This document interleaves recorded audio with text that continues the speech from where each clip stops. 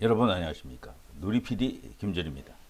자, 대통령의 충격적인 기습 계엄령 선포, 비상계엄령, 이게 정말 전두환 전 대통령 이후 사실 한 번도 이렇게 계엄령이 이렇게 발동된 적이 없는데요. 그 정도로 이제 국가적 위기 상황이다라고 이제 볼 수가 있겠죠. 자, 이걸 놓고 처음에는 이제 우파 진영에서 드디어 왔다, 올 것이 왔다, 이제 끝났다, 이제 이런 어떤 분위기가 있었고, 근데 6시간 만에 해제가 되자마자 그 무력함을 이렇게 호소하면서 왜 이러느냐, 자조 섞인 그런 목소리가 좀 나왔지만 이내, 야, 이것이 이제 윤 대통령에 의한 일종의 신의 한 수다, 신의 한 쇼다, 의도된 어떤 그런 그 계엄령이었다. 계엄령을 원래 진검승부로서 길게 끌고 갈 의도는 없었다. 짧게 치고 빠지는 것이었다. 이런 이야기가 나옵니다. 일부러 계엄령을 느슨한 계엄령을 했다라고 주장합니다. 그 과정에서 이제 드러낼 것 드러내고 악은 스스로를 드러낸다 그러죠. 피하 구분을 하고 범보수를 결집시키면서 대통령이 전국 주도권을 다시 쥔다. 뭐 이런 어떤 분석이 나오고 있습니다. 저도 그걸 처음부터 이제 그런 분석을 이제 봤는데요. 일정 부분 그런 측면도 있습니다. 있는데, 근데 그 이야기는 제가 다른 시간에 또 하겠습니다만, 너무 그런 식으로 이야기하게 되면요, 너무 계산적이잖아요. 그걸 차라리 진검승부로 정말 계엄령을 발동했는데, 저 국회를 장악하고 있는 무도한 세력들에 의해서 대통령의 권한이 오히려 짓밟혔다라고 보는 게 더 효과적입니다. 그래서 그걸 통해서 이제 보수를 결집시키고 이제 반격에 나서는 게 더 진정성도 있죠. 그래서 너무 대통령이 의도적으로 일부러 이걸 계산적으로 했다라고 하는 이야기를 갖고 그거 너무 과장할 필요 없어요. 그런 식의 생각을 저도 처음부터 했지만 그걸 너무 그렇게 해버리면 효과가 죽습니다, 오히려. 그보다는 대통령이 정말로 나라를 구하려고 구국의 결단을 했는데 뭔가 여건이 맞지 않았다라고 하는 게 오히려 더 나을 수도 있습니다. 자, 일단 그 이야기는 일단 놔두고요. 자, 한동훈, 이재명, 한동훈 이 둘의 관계는요.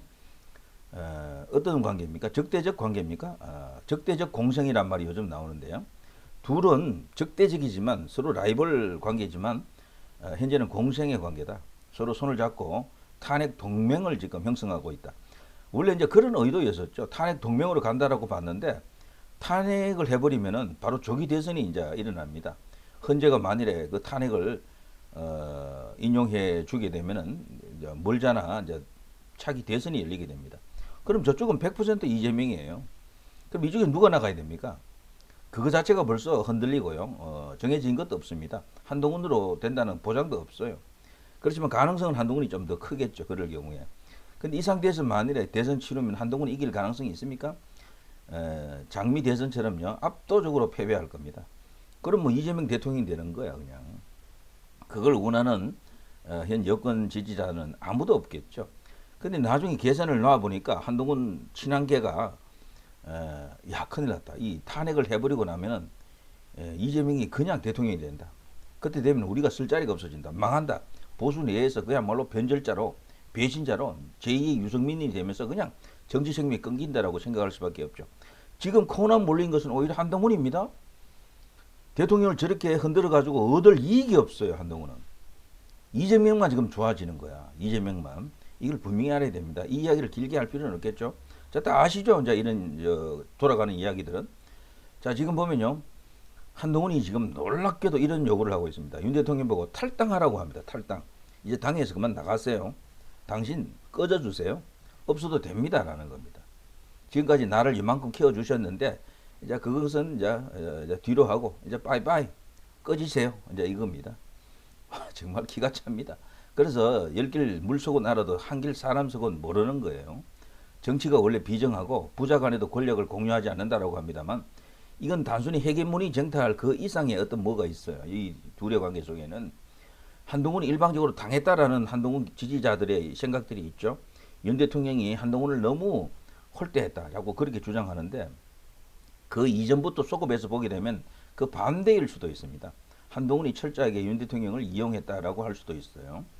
자, 윤 대통령 보고 탈당을 요구하는 한동훈. 자, 이거 대통령 보고 스스로 탈당하라고 하니까 누구 생각나죠? 홍준표 생각납니다. 홍준표가 걔는 지지도 기차는 간다 라면서 박근혜 대통령을 탈당시켜버렸죠. 강제 출당을 시켰죠. 그게 이제 생각이 납니다. 한동훈이 지금 홍준표만큼의 그 당시에 상황과는 다르죠. 홍준표는 그 당시 강제로 대통령을 잘라낼 정도로 분위기는 좋았죠. 세상 여론이 온통 박근혜 대통령에 대해서 비판적이었으니까요. 거기에 편성해서 손쉽게 그냥 박근혜 대통령을 그냥 출당시켜버렸죠. 근데 지금 만일 한동훈이 그렇게 하려 그러면 이게 안 될 거예요. 당 안에서 벌써 그런 동조 세력이 없습니다. 동조 세력이. 국회의원들 지금 다수가 윤 대통령을 지금 결사적으로 지키자. 탄핵은 절대 안 된다. 이런 쪽이에요. 그리고 대통령 출당을 뭐 절대적으로 반대하고 탈당도 말이 안 된다. 전체적으로 108명 중에 약 한 80명 정도가 대통령을 옹이하는, 대통령을 지지하는 사람들입니다. 더 숫자가 더 많을 거예요. 극단적인 상황으로 나중에 결정적인 어떤 순간에 가게 되면 그 숫자는 더 많아집니다. 90명 정도로까지 늘어날 것이다. 저는 그렇게 보는데요. 때문에 한동훈은 과거 홍준표 같은 그런 어떤 결정을 할 수가 없어요. 강제로 출당을 시킬 수도 없고 대통령 스스로 뭐 탈당하게 할 수 있는 권력이라든가 정치력이 있는 것도 아니에요. 그래서 꼼짝없이 지금 선택의 기로에 있어서 고민하는 햄릿이 된 한동훈이죠. 한동훈은 햄릿형 인간이다. 저는 그렇게 봅니다. 좌고 우면하다가 이제 끝날 정치죠. 자, 탄핵안을 그 대신에 통과시키지 않도록 노력하겠다. 대통령 당신이 나가주면은 당은 내가 알아서 요리하겠다. 그리고 탄핵은 막겠다. 이거거든요. 본격적으로 한동훈의 시대를 열겠다라는 생각이죠. 이게 그런데 단수가 너무도 낮은 얄팍한 생각입니다. 그 생각에 보수 주류층, 여권 지지층들이 따라가야 되는데 안 따라간다니까. 그리고 또 국민의힘 다수 의원들이 그 한동훈의 저 생각을 용인하지 않습니다. 당신이 도대체 누구냐? 너의 정체가 뭐냐라고 지금 묻고 있습니다. 대통령이 그런 충격적인 승부수를 던졌는데 당신이 했던 행동 봐라. 국민과 함께 계엄령을 저지하겠다 그랬죠.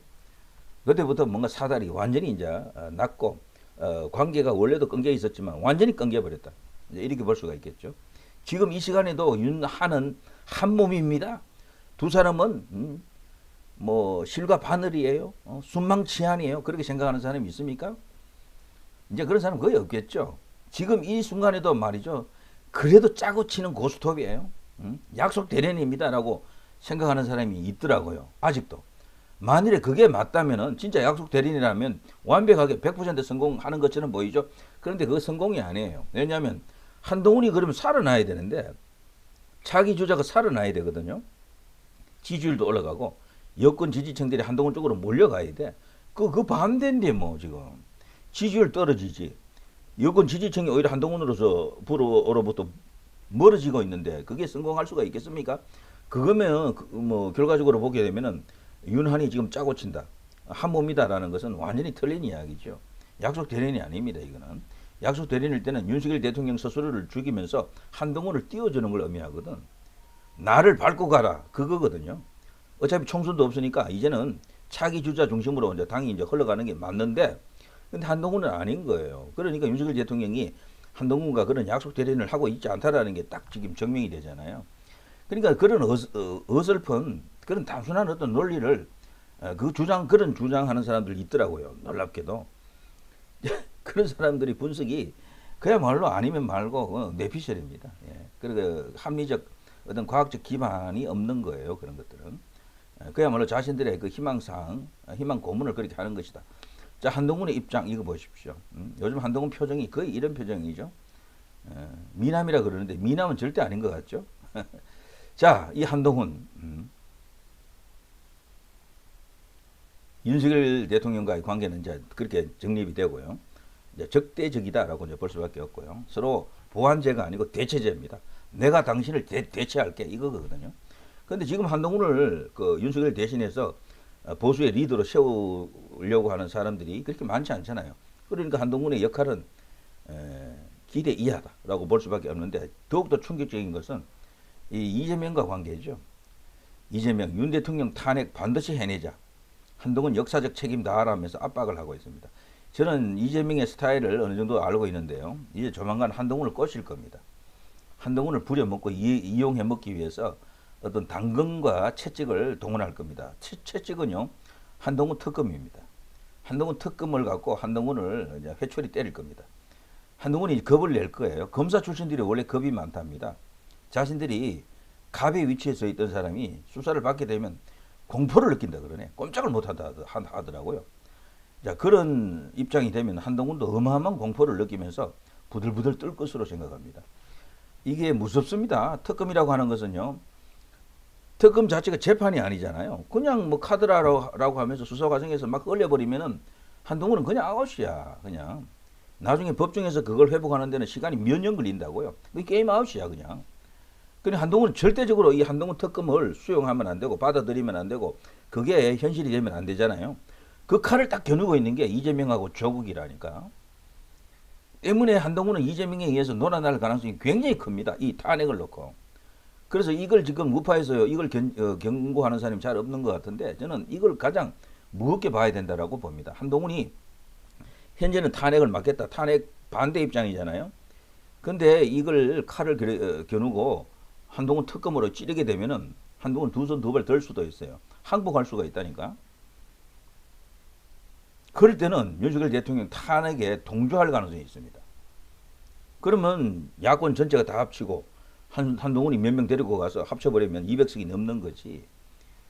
물론 그럴 때도요. 헌재가 그 탄핵을 기각할 가능성이 크다라고 보지만 어쨌거나 이번에 이 계엄령 사태를 저들이 적절하게 아마 이용할 겁니다. 논리의 주요한 근거로 차용할 가능성이 크다라고 생각합니다. 그래서 어떻게든 분위기를 이렇게 뒤집어 놓고 여론을 자기들 쪽으로 유리하게 끌고 온 뒤에 탄핵 과정에서 필요한 게 여론 흐름이다라는 걸 이미 박근혜 대통령 탄핵 재판 때 우리가 봤잖아요. 선동 탄핵이죠. 여론 선동 탄핵입니다. 그걸 통해서 헌재를 뒤집겠다라고 합니다. 그래서 지금 민주당에서는요. 헌법재판관 2명을 지금 빠진 상태로 있잖아요. 그걸 채우는데 동의를 했더라고요. 탄핵을 하기 위해서 그렇습니다. 정족수를 만들기 위해서. 자, 이걸 보면 야권이 그동안 이재명은 직접 탄핵에 대한 이야기가 없었거든요. 신중하게 그동안 나름대로 몸조심하면서 왔는데 이제 드디어 물실혹이 때가 왔다라고 보는 겁니다. 그래서 탄핵을 직접 언급하고 있고 윤석열 이제 드디어 지금 칼을 빼자 탄핵하자 이거거든요. 그런데 숫자가 모자라네. 그런데 한동훈이 저기 있네. 한동훈을 100% 이용할 가능성이 큽니다. 이 경우에도 한동훈이 자기가 특검을 맞으면서까지 탄핵 반대한다 이러면 한동훈이 다시 평가될 가능성이 있어요. 그런데 저는 그럴 가능성이 높지 않다고 봅니다. 자기 죽어가면서까지 윤석열 대통령을 지키려고 할 인간이 아닙니다. 제가 딱 보니까. 그러니까 지금 어떻게 됩니까? 한동훈으로서는 꼼짝없이 지금 궁지에 지금 빠진 거죠. 이도 저도 못하는 완전히 꽉 막힌 상황입니다. 이런 것을 두고 고립무원 그렇게 말하죠. 앞으로도 나가지도 못하고 뒤로 지금 후퇴도 못하는 상황이죠. 가장 좋은 것은 그냥 내려놓고 그냥 사퇴하고 가면 제일 편합니다. 누가 보기에는 빤스는 도망가는 것처럼 보일 겁니다. 뭐 그렇게 사라졌다가 영원히 정치를 못하거나 많은 시간이 흐른 뒤에 그때 한동훈이 그래도 그러한 점이 있었지 장점이 있었지 라면서 부르는 목소리가 있으면 다시 등장해서 국회의원부터 차차로 이렇게 단계를 밟아가는 게 맞겠다 이런 생각이 듭니다. 자, 이재명은 절대 이 찬스를 놓칠 사람이 아닙니다. 그런데 그냥 자기들만으로는 세가 불리하기 때문에 숫자가 모자라기 때문에 어떻게든 한동훈을 끌고 들으려고 할 것이다. 이거를 가장 현재 우파 유튜브에서는요 주목해야 됩니다. 윤석열 최고입니다만 외치면 안 돼요. 그러면은 집니다. 정말입니다. 한동훈의 약점, 장점, 강점 이런 걸 다 알아야 됩니다. 지피지기가 되어야 됩니다. 상대도 모르고 나도 모르는 상태로 무조건 우리가 최고입니다. 저건 망합니다. 이것만 떠들면은 정말 집니다. 그러면은 저는 한동훈이 갖고 있는 마지막 카드는요 이재명하고 밀당 놓고 거기서 서로 주고받고 거래하는 겁니다. 내가 일단 먼저 대통령 한다 이재명. 다음에 네가 해라까지는 안 갈지 몰라도 어떻게든 내가 너를 보호해 줄게. 그러고 나서 새로운 어떤 정치 지형 속에서 뭐 차기 총선이라든가 지방선거 있을 때 뭔가 또 새로운 어떤 선택을 할 수 있잖아요. 얼마든지 어떤 서로 간에 짜고 칠 수가 있습니다. 그걸 가장 경계해야 된다. 이런 생각이 들죠. 자, 일단 요 정도 하겠습니다. 정세 분석은 누리피드입니다.